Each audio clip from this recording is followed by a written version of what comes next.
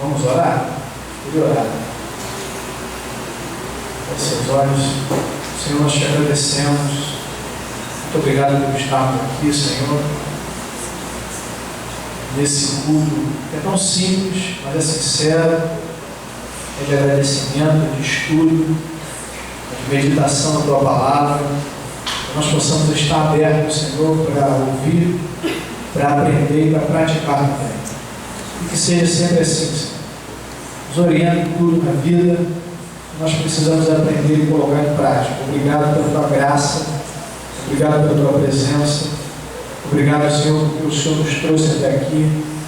Te agradecemos por esse dia, pela vida e pelo entendimento que precisamos sempre mergulhar na Tua Palavra. Senhor. Te agradecemos pelas vidas que estão aqui, pelas pessoas que estão aqui e por aqueles também que não puderam vir por algum motivo. Te agradecemos em nome de Jesus, todos dizem amém. Amém. Pode sentar.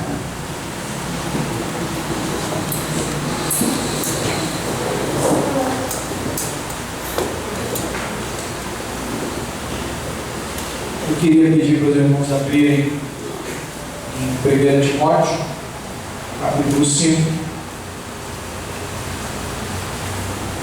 1 Timóteo, capítulo 5.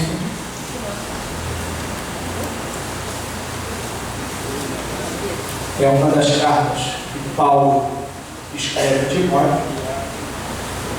Nós estamos... Obrigado. Nós estamos caminhando nessa carta, tirando alguns ensinamentos práticos para a nossa vida, ensinamentos práticos e simples, mas que são de muita valia no nosso dia a dia. Eu vou ler até o verso 8, diz assim a palavra: não sejas duro na repreensão ao idoso, mas exorta como a um pai, aos jovens como a irmãos, e às mulheres idosas como a mães, às jovens como as irmãs, com toda a pureza. Cuida das viúvas que de fato são necessitadas, mas se alguma viúva tiver filhos ou netos, eles devem aprender primeiro a praticar a piedade para com a própria família e a retribuir aos seus progenitores, pois isso agrada a Deus. Interessante, né? Bem prático. A gente fica às vezes querendo saber do cavalo de Apocalipse. E Paulo está falando para Timóteo: eu preciso honrar aquele que te criou, aquele que foi teu progenitor. Muito interessante. Verso 5: a viúva realmente necessitada e desamparada espera em Deus e persevera noite e dia em súplicas e orações. Mas a que só busca prazeres, embora esteja viúva, na verdade está morta.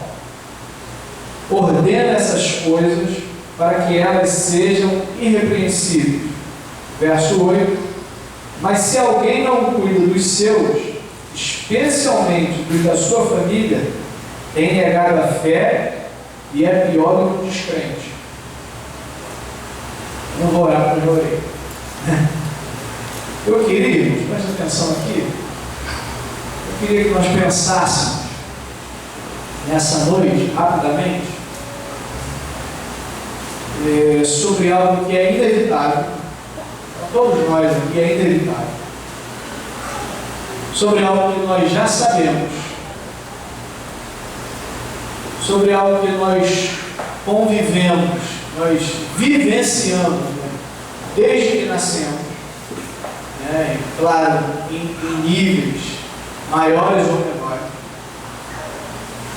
mas que apesar de ser comum a todos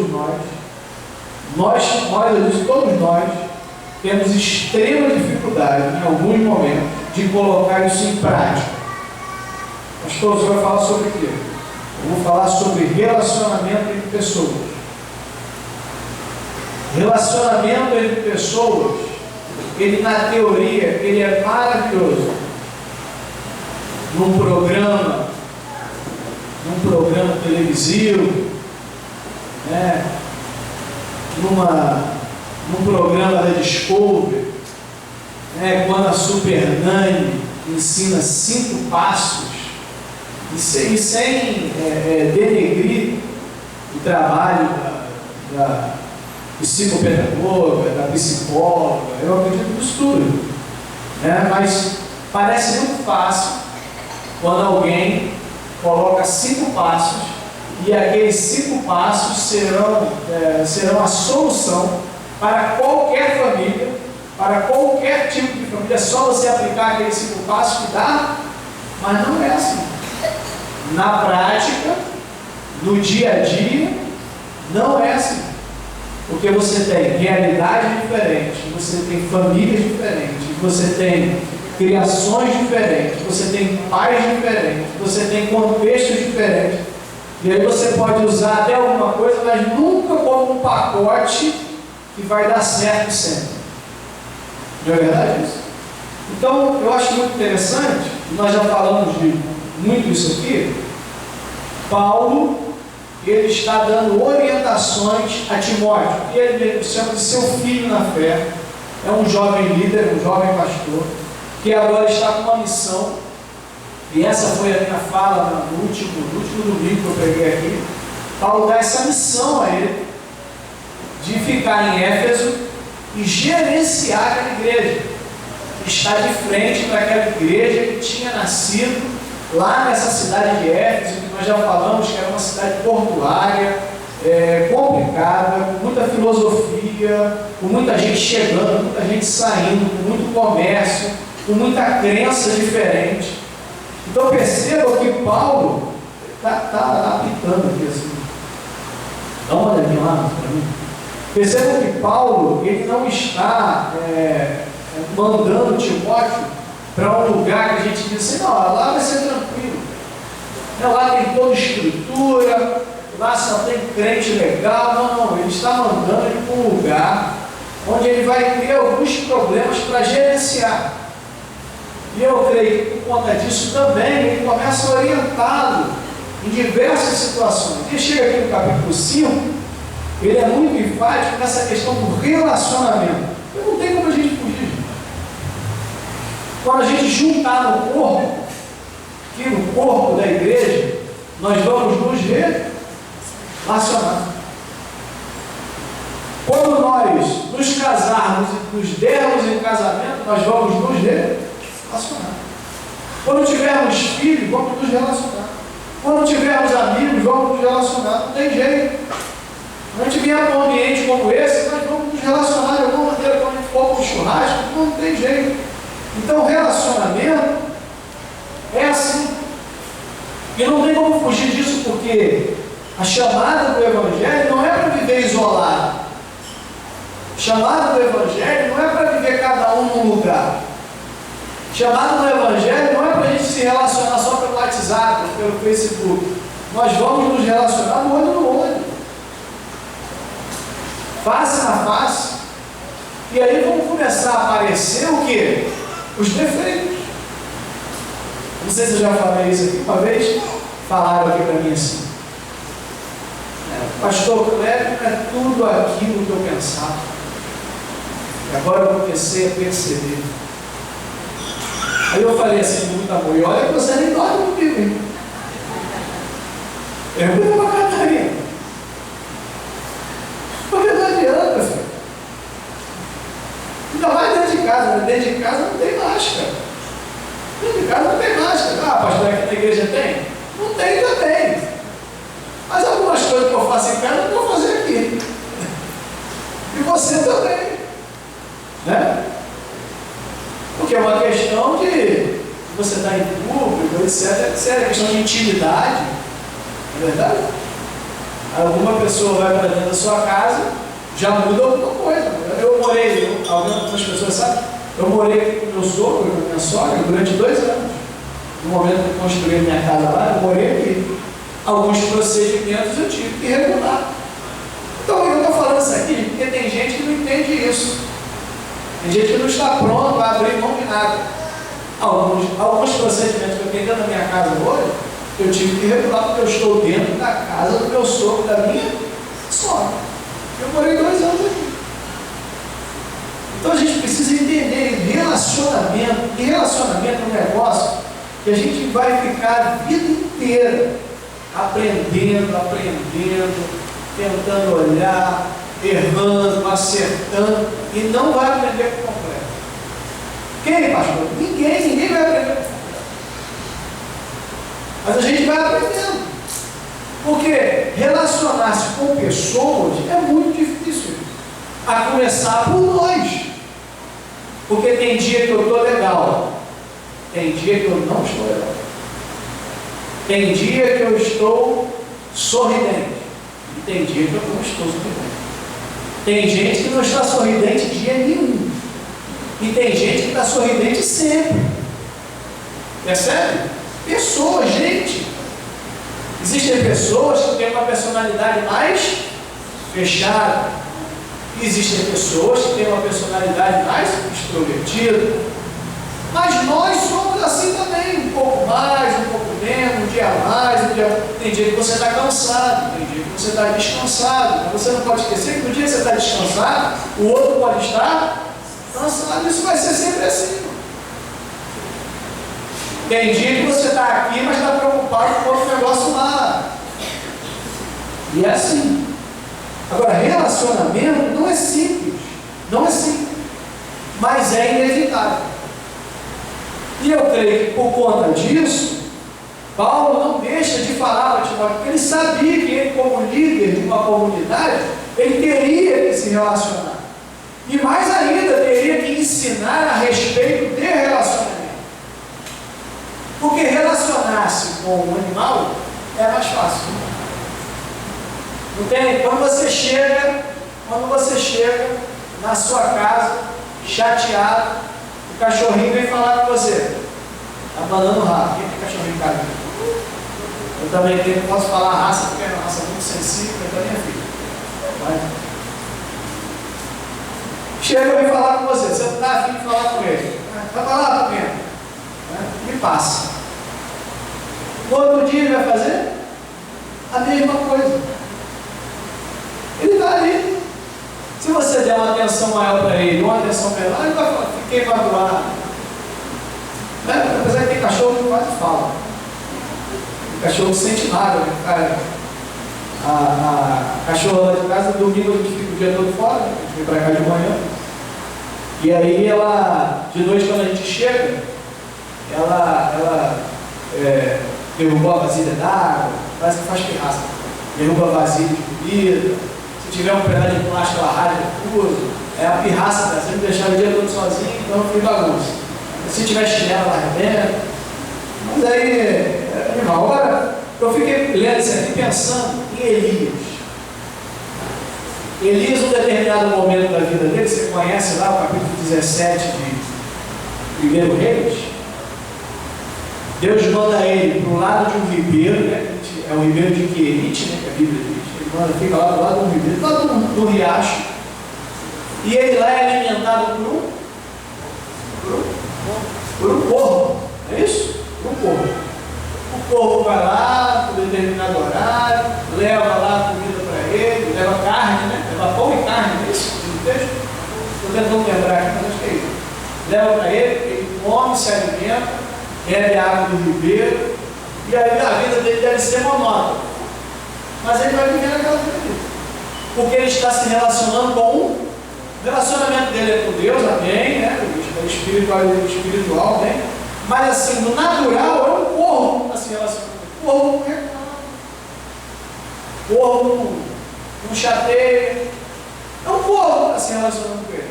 Mas os problemas de Elias começam quando o ribeiro de Querite seca e ele tem que sair dali.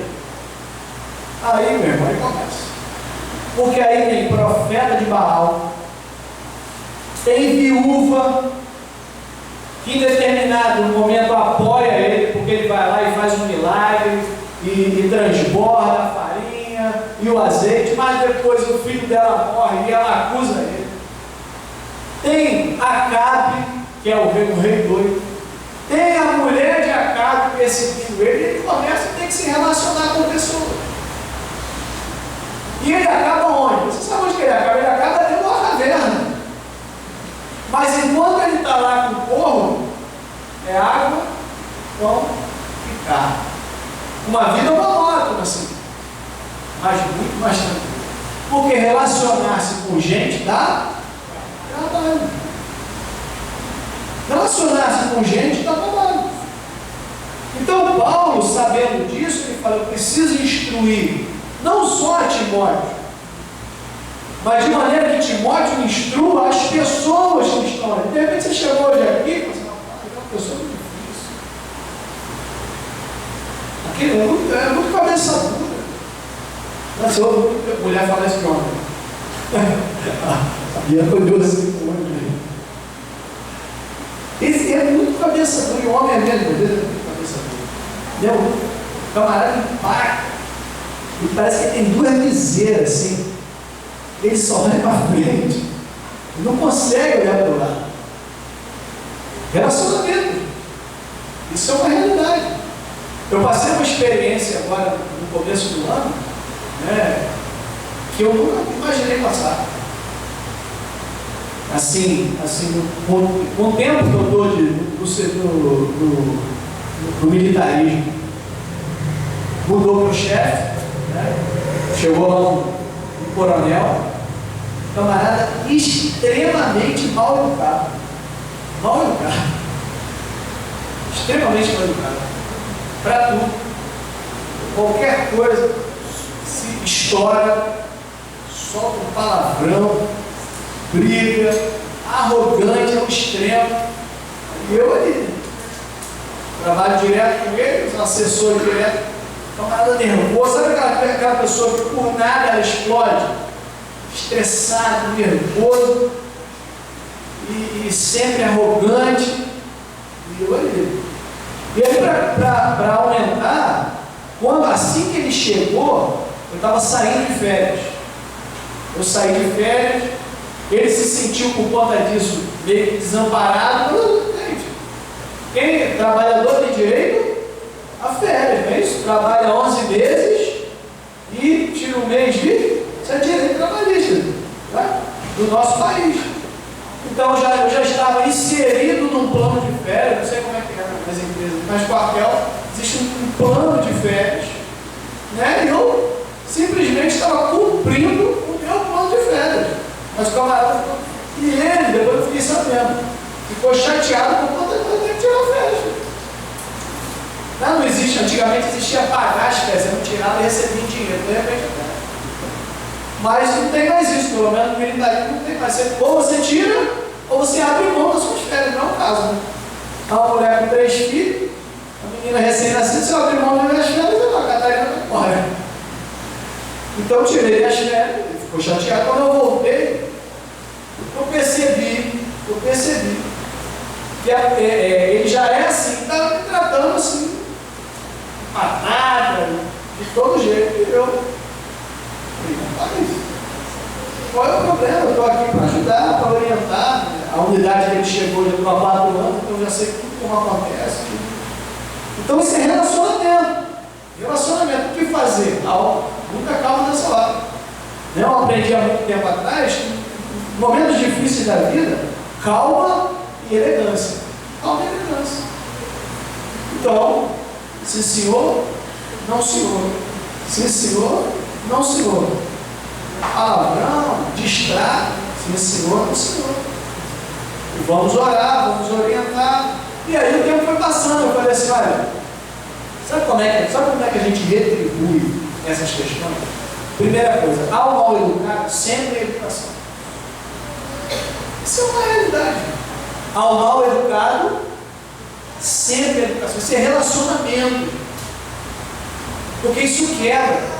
Ao mal educado, a educação. E o trabalho. O trabalho.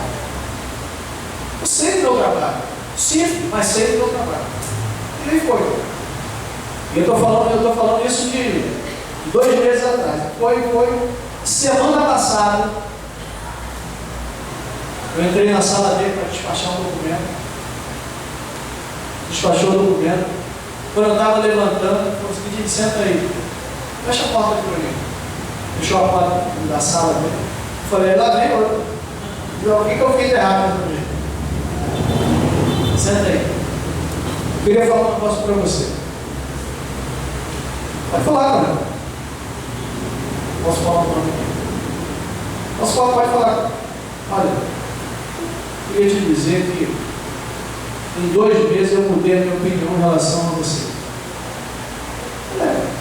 Os únicos 2 meses que nós convivemos, porque eu não conheci o Senhor, eu não me conheci. Aí não, porque eu tinha uma outra ideia de você. Eu quero te elogiar pelo seu trabalho, pela pessoa que você é. E você realmente se destaca pelo âmbito da equipe. E me elogiou. Falei para ele: eu não trabalho sozinho, eu tenho uma equipe atrás de mim. E eu falei: não, ajudar o senhor. O senhor precisar, não, só quero te dizer isso, porque eu reconheço que eu errei. Desse jeito. E uma pessoa que eu já conheci, eu fiquei assim, surpreso. Saí da sala, e aí falei, né? Fui na minha sessão, falei que na verdade, gente, eu gerencio uma sessão.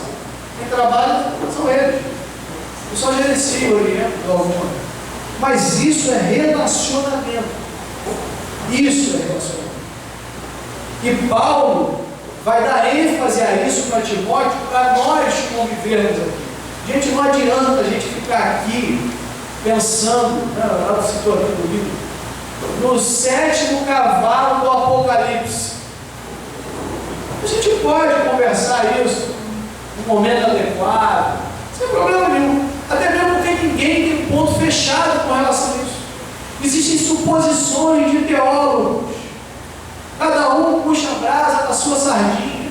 Mas não existe nada fechado em relação a isso. E os nossos relacionamentos se acabando. E a gente pensando no 7º cavalo. Não sei se alguém já recebeu no zap aí.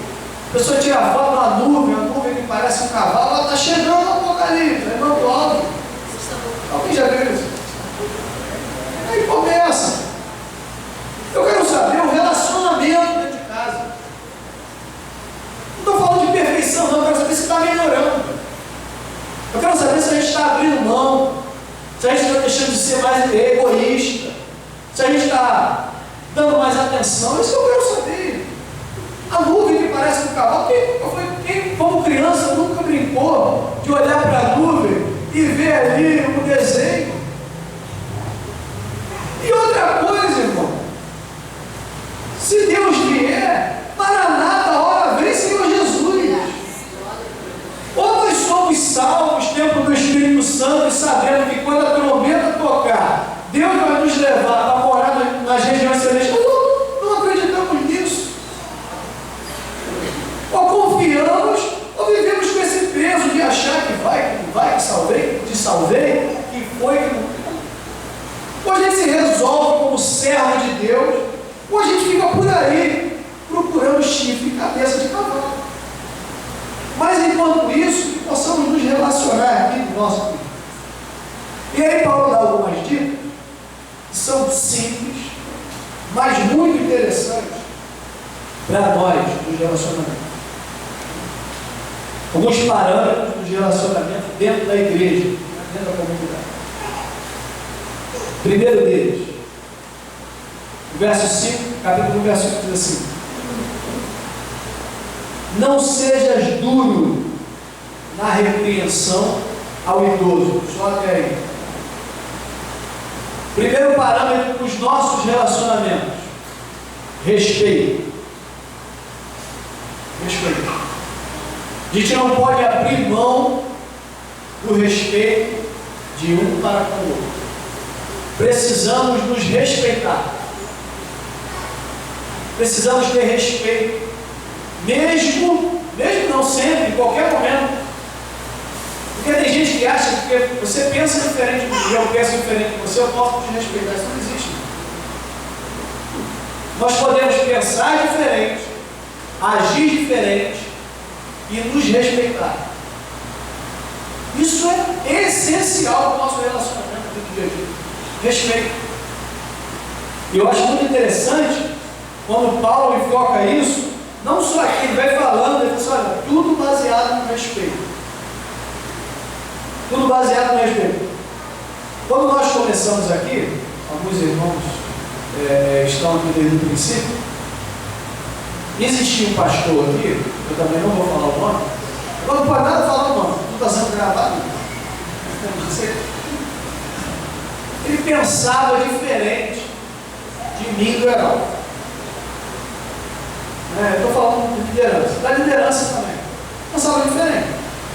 O camarada acreditava em água morada, em rosa de não sei o que, em sabonete não sei da onde. Gente, a gente não acredita nisso. A gente não acredita nisso. Para mim, Jesus Cristo é suficiente, a graça dele me basta. Nem assim, eu sei que a igreja aqui é assim também. Nós não acreditamos. Mas ele estava aqui como pastor.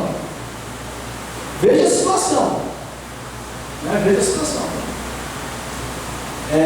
O Heraldo é um pouco mais afoito, eu sou mais de segurar, mas a gente está naquela situação. E aí teve uma reunião aqui, acho que até desse lado aqui, ó, não sei se alguém estava nessa reunião, para ser definido algumas coisas. E alguns irmãos se inflamaram. Estou lembrando isso aqui. E aí depois nós reunimos, e alguns irmãos foram até lá para fora. Visto aquele negócio, te espera lá fora. Porque aqui dentro é santo. Mas ali fora a gente resolve o negócio. E aí alguns irmãos, não por maldade, mas em prol de defesa da igreja, dos amigos. Mas aí nós reunimos e falamos, olha, estão confundindo as coisas. Porque uma coisa é discordar, outra coisa é faltar com respeito. São coisas totalmente diferentes. Você pode discordar de mim como você quiser, e eu também de você.